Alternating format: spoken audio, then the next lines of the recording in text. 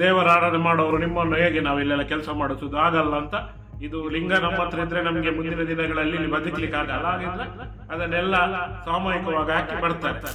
ದಲಿತ ಸಮುದಾಯಗಳಿಗೆ ನಾವು ಏನು ಅಸ್ಪರ್ಶ ಆಚರಣೆ ಇದನ್ನೆಲ್ಲ ನಾವು ನೋಡ್ತೇವೆ. ಆದ್ರೆ ನಮ್ಮ ಸಮುದಾಯಕ್ಕೆ ಆ ರೀತಿಯ ಆಚರಣೆಗಳು ನಮ್ಗೆ ತೊಡಕಾಗ್ಲಿಲ್ಲ. ಯಾಕಂದ್ರೆ ಕಮಿಟಿ ಎಲ್ಲ ಬೇರೆಯವರು ಇರ್ತಾರೆ.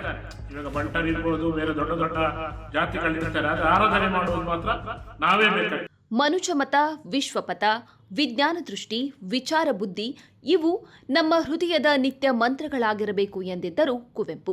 ಆದರೆ ಧಾರ್ಮಿಕ ಆಚರಣೆಗಳು, ವಿಚಾರಗಳು ಸರ್ಕಾರದ ಕಾರ್ಯಕ್ರಮಗಳಲ್ಲಿ, ಸಾರ್ವಜನಿಕ ಬದುಕಲ್ಲಿ ಅದ್ಧೂರಿಯಾಗಿ ವಿಜೃಂಭಿಸುತ್ತಿರುವ ದಿನಗಳಿವು. ಜನರ ವೈಯಕ್ತಿಕ ಧಾರ್ಮಿಕ ಸಂವೇದನೆಗಳು ರಾಜಕೀಯ ಲಾಭದ ಸಾಧನಗಳಾಗುತ್ತಿವೆ.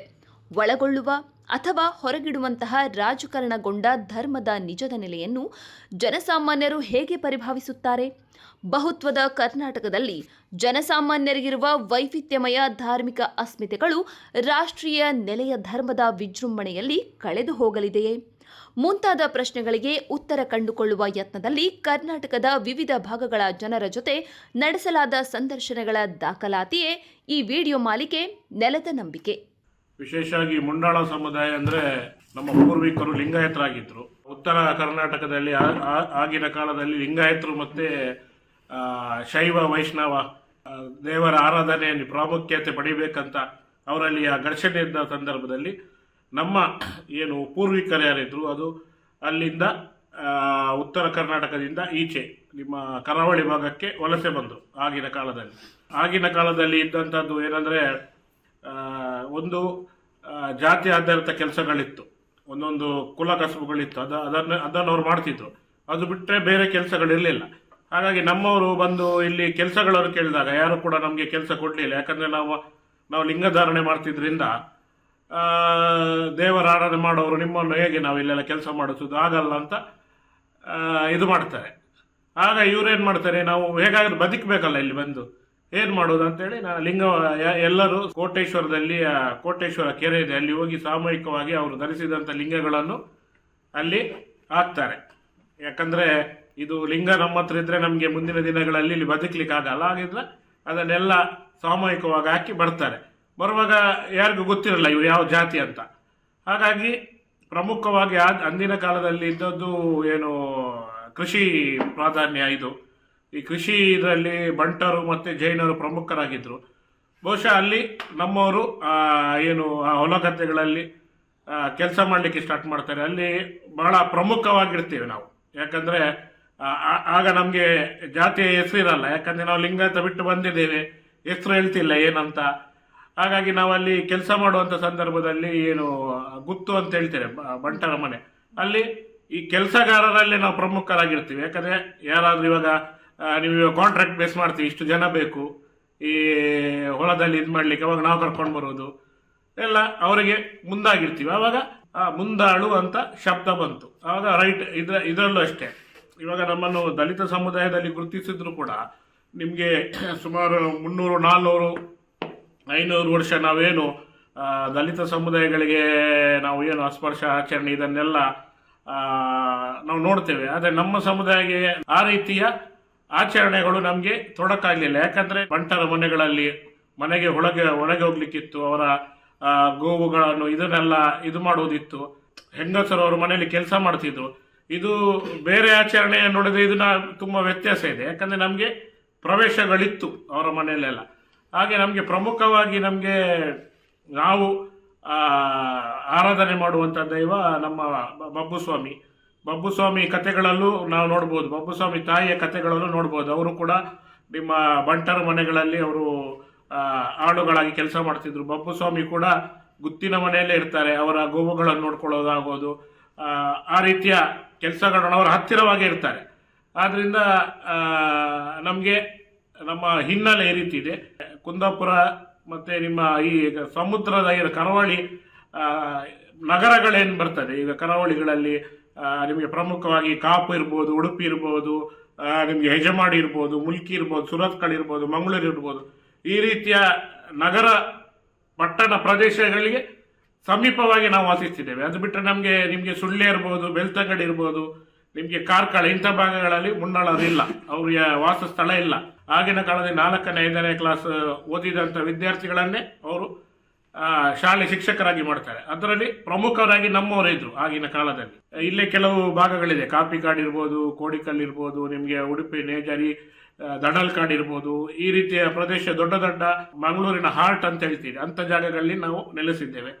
ಆದ್ರಿಂದ ನಮಗೆ ಈ ನಗರವಾಸಕ್ಕೆ ತುಂಬ ಹತ್ತಿರವಾಗಿದ್ದರಿಂದ ಎಲ್ಲ ಕಡೆ ಕೂಡ ನಿಮಗೆ ಪ್ರಮುಖ ಏನು ಸಣ್ಣ ಸಣ್ಣ ಸಿಟಿಗಳು ಬರ್ತದೆ, ಹಳ್ಳಿ ಅಲ್ಲ, ಅದಕ್ಕೆ ನಾವು ಹತ್ತಿರವಾಗೋದ್ರಿಂದ ನಮಗೆ ಶಿಕ್ಷಣ ಕೂಡ ಆ ಕಾಲದಲ್ಲಿ ದೊರೆತಿದೆ. ಯಾಕಂದರೆ ಆಗಿನ ಕಾಲದಲ್ಲಿ ಏನು ನಿಮಗೆ 50, 60, 70 ವರ್ಷಕ್ಕಿಂತ ಮುಂಚೆ 10ನೇ ಕ್ಲಾಸು 8, 9 ಈ ಥರ ಶಿಕ್ಷಣ ಪಡೆದವರಿಗೆ ಆಗಿನ ಕಾಲದಲ್ಲಿ ಸರ್ಕಾರಿ ಕೆಲಸಗಳು ಸುಲಭವಾಗಿ ಸಿಕ್ಕಿದೆ. ಯಾಕಂದರೆ ಮೀಸಲಾತಿ ಇದ್ದಿದ್ದರಿಂದ ಆ ಅವಕಾಶಗಳು ಪ್ರಮುಖವಾಗಿ ಮುಂಡಾಳ ಸಮುದಾಯಕ್ಕೆ ಇಲ್ಲಿ ಸಿಕ್ಕಿದ್ರಿಂದ ಫೈನಾನ್ಷಿಯಲಿ ನಮಗೆ ಒಂದು ನಮ್ಮ ಸಮುದಾಯಕ್ಕೆ ಅಲ್ಲಿಂದ ಸ್ಟ್ರೆಂತ್ ಸಿಗ್ತಾ ಬಂದಿದೆ.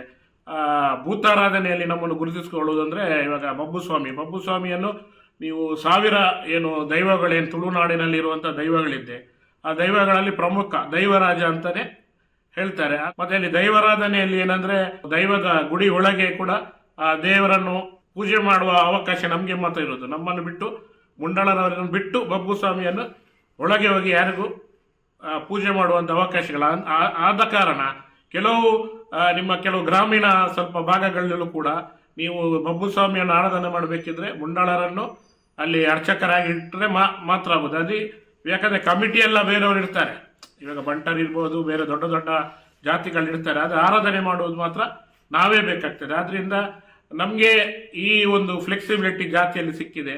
ಮತ್ತೆ ನಿಮಗೆ ಭೂತಾರಾಧನೆಯಲ್ಲೂ ಕೂಡ ನೇಮ ಕಟ್ಟೋರು ಒಂದು ನಲಿಕೆ ಸಮುದಾಯ ಆದರೂ ಕೂಡ ನಿಮಗೆ ಅಲ್ಲಿ ವಾದೆ ಇದು ಮಾಡೋರು ನಮ್ಮವರೇ.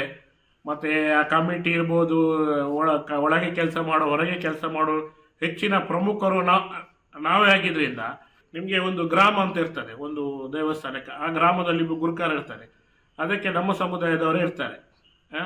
ಮತ್ತೆ ಅವರ ಆರಾಧನೆ ಮಾಡುವವರು ಇರ್ತಾರೆ. ನಮ್ಮ ಮದುವೆಗಳಿರ್ಬೋದು, ಈಗ ನಿಮಗೆ ಈಗಿನ ಮದುವೆಗಳಲ್ಲಿ ಇದು ವೈದಿಕ ಆಚರಣೆ ಎಲ್ಲ ಬಂದಿದೆ. ಆದರೆ ಹಿಂದಿನ ಮದುವೆಗಳಲ್ಲಿ ಹೇಗಿತ್ತಂದ್ರೆ ಗುರಿಕರರೇ ನಿಂತು ಮದುವೆಗಳು ಮಾಡೋದಿರ್ಬೋದು, ಯಾರಾದರೂ ಸತ್ರ ಇರ್ಬೋದು, ಬೇರೆ ಆಚರಣೆಗಳೆಲ್ಲ ಅವರೇ ಪ್ರಮುಖರಿದ್ರು. ಆದರೆ ಈಗ ಕೆಲವು ನಮ್ಮ ದೇವಸ್ಥಾನ ಬ್ರಹ್ಮಕಲಶಗಳಲ್ಲೂ ಕೂಡ ಈಗ ವೈದಿಕ ಆಚರಣೆಗಳೆಲ್ಲ ಬಂದಿದೆ. ನೀವು ಎಲ್ಲ ಕೊರಗಜ್ಜನ ಕ್ಷೇತ್ರಕ್ಕೂ ಆಗ್ತದೆ ಎಲ್ಲ.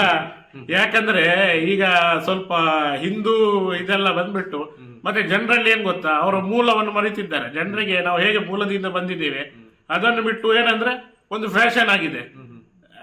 ಜನಿವಾರದವರು ಬಂದು ನಮ್ಮ ದೇವಸ್ಥಾನದ ಬ್ರಹ್ಮಕಲಶ ಮಾಡಿದ್ರೆ ನಮ್ಗೆ ನಾವೊಂದು ಗ್ರೇಟ್, ನಾವು ಇವರನ್ನು ಕರೆಸಿ ಮಾಡಿದ್ದೇವೆ ಅಂತ ಇನ್ನೊಬ್ಬರಿಗೆ ನಾವು ತೋರಿಸ್ಕೊಳ್ಬೇಕಲ್ಲ ಸ್ಟೇಟಸ್. ಆದ್ರೆ ಮೂಲ ನಮ್ಗೆ ಇರೋದು, ಯಾಕಂದ್ರೆ 364 ದಿವಸ ಕೂಡ ಪೂಜೆ ಮಾಡೋರು ನಮ್ಮವರೇ ಹೋಗಿ ಒಳಗೆ.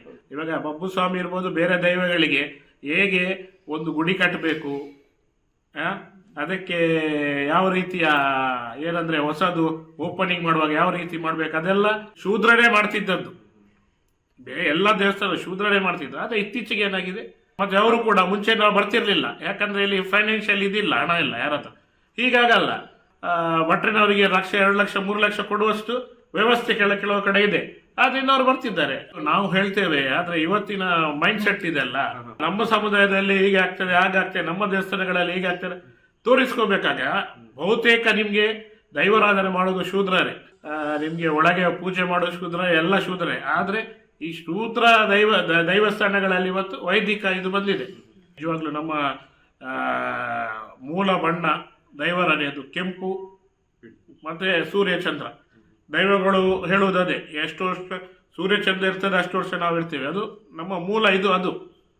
ಹಾಗೆ ನಾವು ಯೂತ್ ಆಗಿ ಏನ್ ಮಾಡಿದ್ದೇವೆ ಅದನ್ನು ತೋರಿಸುವ ಪ್ರಯತ್ನ ಮಾಡಿದ್ದೇವೆ. ಎಲ್ಲೂ ಕೂಡ ಈ ಕೆಂಪು ಮತ್ತೆ ಬಿಳಿ ಬಣ್ಣದ ಡೆಕೋರೇಷನ್ಗಳಿದೆ. ನಮ್ಮ ದೇವಸ್ಥಾನ ಅಂದ್ರೆ ಐಡೆಂಟಿಟಿ ಇರ್ತದಲ್ಲ, ಇವಾಗ ಮುಸಲ್ಮಾನರಂದ್ರೆ ಗ್ರೀನ್ ಇರ್ತದೆ, ಕ್ರಿಶ್ಚಿಯನ್ಸ್ ಅಂದ್ರೆ ವೈಟ್ ಇರ್ತದೆ, ಈ ಕೆಲವು ಹಿಂದೂ ದೇವಸ್ಥಾನಗಳಲ್ಲಿ ಆರೆಂಜ್ ಇರ್ತದೆ. ಹಾಗೆ ನಾವು ಭೂತಾರಾಧನೆ ದೈವಾರಾಧನೆ ಈ ರೀತಿ ಇರ್ಬೇಕಂತ ನಾವು ಇನಿಷಿಯೇಟಿವ್ ತಗೊಂಡಿದ್ದೇವೆ ಇವತ್ತು. ಬಹುತೇಕ ಯಾಕಂದ್ರೆ ಒಂದು 60-70% ಬಬ್ಬುಸ್ವಾಮಿ ದೇವಸ್ಥಾನಗಳಲ್ಲಿ ಈ ಕೆಂಪು ಮತ್ತೆ ಬಿಳಿ ಬಣ್ಣ ಭೂತಾರಾಧನೆ ಬಣ್ಣ ಇರ್ಬೋದು. ಇನ್ನೊಂದು ಕೂಡ ನಮ್ಮ ತುಳುನಾಡಿನ ಇದು ಕೂಡ ಹಾಗೆ ಸೂರ್ಯಚಂದ್ರರೇ ಅದು ಅಡಾಪ್ಟ್ ಮಾಡ್ಕೊಂಡು ಬರ್ತಾ ಇದ್ದಾರೆ. ಅದು ನಮ್ಮದೊಂದು ಇನಿಷಿಯೇಟಿವ್ ಅಷ್ಟೇ. ಸರ್ವ ಜನಾಂಗದ ಶಾಂತಿಯ ತೋಟ, ರಸಿಕರ ಕಂಗಳ ಸೆಳೆಯುವ ನೋಟ, ಹಿಂದೂ ಕ್ರೈಸ್ತ ಮುಸಲ್ಮಾನ, ಪಾರಸಿಕ ಜೈನರು ಧ್ಯಾನ.